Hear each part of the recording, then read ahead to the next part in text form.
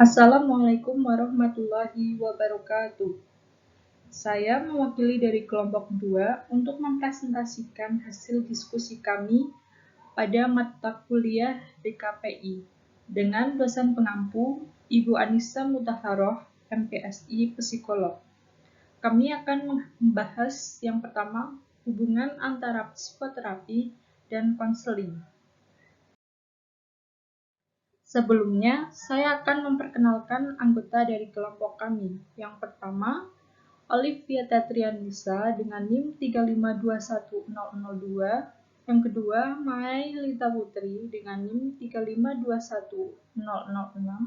Yang ketiga, Fakihudin Al-Amin dengan NIM 3521027. Yang keempat, Sukowihono dengan NIM 3521033. Dan yang kelima, Satya Humam Naufal Mukli dengan NIM 3521015.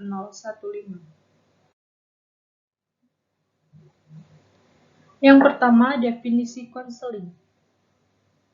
Secara etimologis, konseling berasal dari kata to counsel atau to give advice, yang artinya memberi saran atau nasihat. Menurut Prayitno, konseling adalah proses pemberian bantuan yang dilakukan melalui wawancara konseling oleh seorang ahli atau konselor secara individu yang sedang bermasalah atau klien yang bermuara pada teratasinya masalah yang dihadapi klien.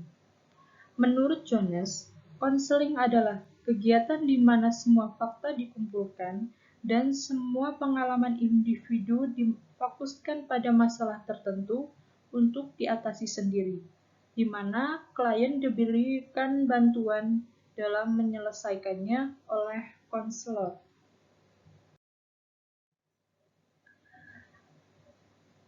Yang kedua, definisi psikoterapi. Psikoterapi adalah terapi kejiwaan yang diberikan oleh psikiater atau psikolog kepada klien yang bertujuan untuk menangani berbagai masalah kejiwaan seperti stres berat, depresi, dan histeria.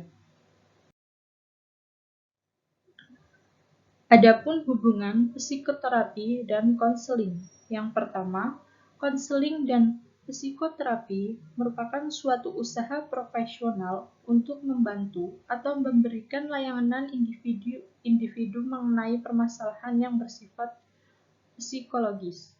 Yang kedua, konseling dan psikoterapi bertujuan memberikan bantuan kepada klien untuk suatu perubahan tingkah atau behavioral change, kesehatan mental positif, positive mental health, pemecahan masalah, problem solution, efektifan pribadi atau personal effectiveness, dan pembuatan keputusan atau decision making.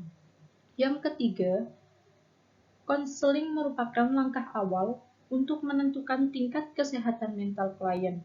Apabila bisa diselesaikan dengan konseling, maka dilakukanlah konseling. Namun, jika tidak bisa, maka perlu dilakukan terapi kejiwaan dan itu merupakan kewenangan psikolog atau psikiater.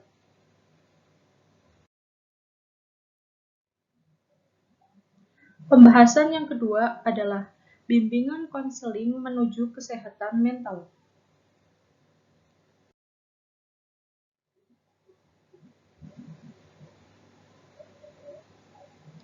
Bimbingan konseling menurut etimologis, bimbingan atau guidance adalah berarti menunjukkan, bimbingan, menuntun, atau membantu.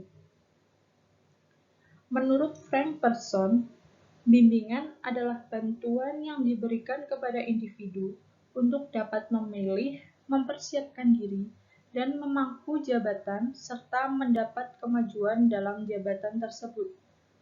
Menurut Prayitno, bimbingan adalah proses pemberian bantuan yang dilakukan oleh yang ahli kepada orang atau beberapa orang, baik anak-anak, remaja, maupun dewasa, agar dapat mengembangkan kemampuan dirinya sendiri dan mandiri dengan memanfaatkan kekuatan diri dengan sarana yang ada berdasarkan norma yang berlaku.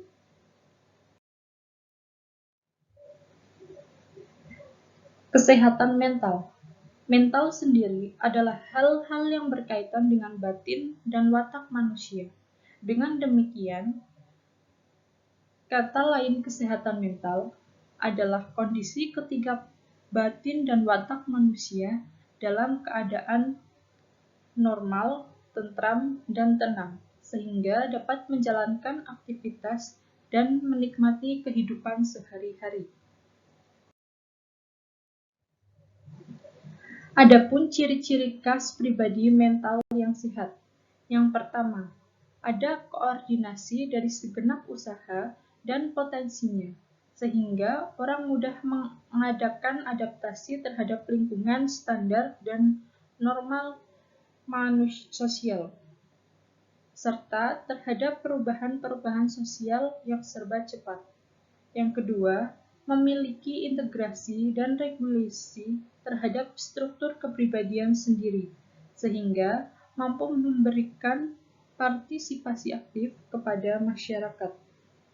Yang ketiga, senantiasa giat melaksanakan proses realisasi diri, yaitu mengembangkan secara real segenap bakat dan potensi, memiliki tujuan hidup, dan selalu mengarah pada transensasi diri, berubah untuk melebihi keadaan atau keadaan yang sekarang. Yang keempat, bergairah sehat dan batin, tenang dan harmonis kepribadiannya, efisien dalam tingkahnya, serta menghayati kenikmatan dan kepuasan dalam pemenuhan kebutuhannya.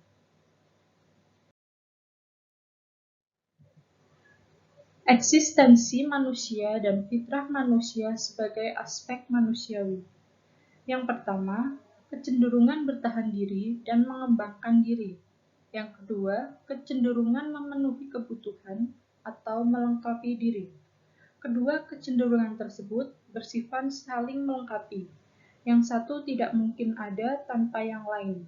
Keseimbangan harmonis antara keduanya dalam diri manusia. Manusia hendak bertahan sebagai makhluk biologis yang harus dipenuhi. Hal ini merupakan kebutuhan manusia terhadap nilai-nilai biologis.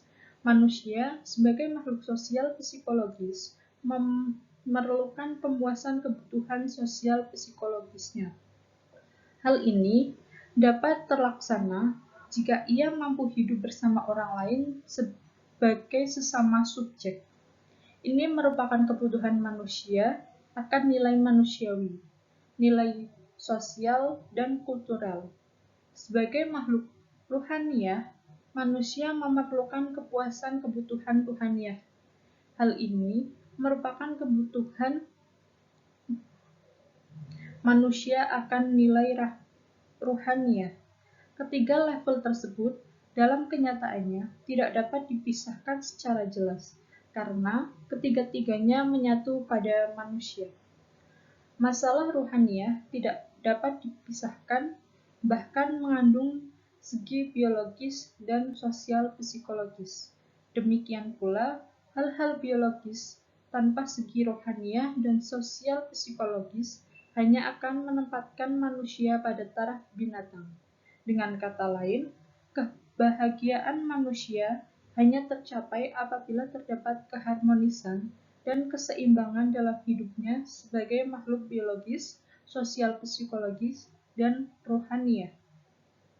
Terganggunya keharmonisan tersebut akan mengurangi kebahagiaan manusia. Dari segi agama, kebahagiaan terletak pada keharmonisan hubungan manusia dengan dirinya sendiri, sesama manusia dan alam sekitarnya, serta keharmonisan hubungan dengan Tuhannya.